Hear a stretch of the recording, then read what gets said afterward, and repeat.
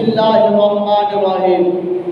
تو حضرت خواجہ قطب الدین بختیار کاکی رحمۃ اللہ علیہ استاد کے کہنے پر جب بسم اللہ پڑھتے ہیں تو پھر الحمدللہ بھی سنا دیتے ہیں، سورۃ بقرہ بھی سنا دیتے ہیں، آل عمران بھی سنا دیتے ہیں، نساء بھی سنا دیتے ہیں، 15 سپارے اپنے استاد کو اسی حالت میں بیٹھے سنا دیتے ہیں۔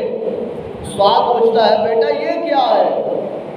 تو پھر آگے سے یاد کرتے ہیں خواجہ قطب الدین بختیار کاکی رحمۃ اللہ علیہ، حضور میری ماں 15 سپارے کی حافظہ تھی، جب وہ دودھ پلاتی تھی تو قرآن پڑھتی تھی، جھولا جھلاتی تھی تو قرآن پڑھتی تھی، کاش کہ میری ماں مکمل قرآن کی حافظہ ہوتی تو میں آج بختیار کاکی آپ کو مکمل قرآن سنا دیتا۔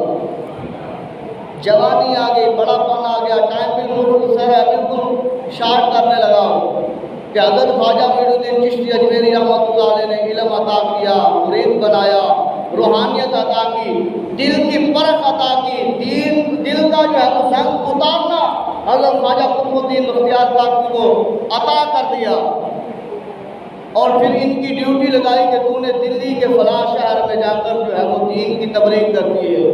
حضرت خواجہ قطب الدین دلی پہنچ گئے، وہاں جا کر دین کی تبلیغ کر رہے ہیں۔ تو یاد رکھ لیں ہر ولی عالم ضرور ہوتا ہے، ہر عالم ولی نہیں، ہر ولی عالم ضرور ہوتا ہے۔ اب نماز بھی پڑھاتے ہیں، اللہ کا قرآن بھی پڑھاتے ہیں، دین نبی بھی بتاتے ہیں۔ اب کام چلتا رہا، زندگی گزرتی رہی، اتنا عرصہ وہاں پر دلی میں آپ نے دین کی تبلیغ کی کہ آپ جوانی میں گئے تو آپ کے سفید بال ہو گئے، داڑھی کے سفید بال ہو گئے، سر کے کمر جھک گئی ہے۔ دلی کا بادشاہ بھی آپ کا مرید ہے۔ اب وقت کیا آیا،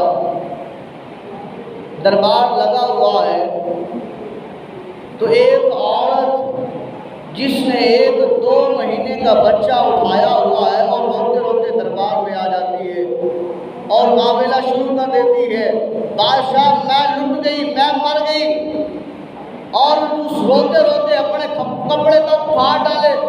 بادشاہ نے کہا بتا، مسلمانوں کی بات جو ہے وہ بادشاہ حق میں آئی ہے، مسلمانوں کے بادشاہ کی عدالت ہے، بتا تیرے ساتھ انصاف کیا جائے گا۔ وہ عورت کہتی ہے بادشاہ تو انصاف نہیں کر پائے گا، کہا میں محمد عربی کا غلام ہوں، انصاف کروں گا، بتا کیا ہے۔ تو وہ عورت کہتی ہے بادشاہ بات یہ ہے کہ ایک شخص نے میرے ساتھ جو ہے وہ کہا کہ میں تیرا شوہر ہوں اور شوہر بن کے رہوں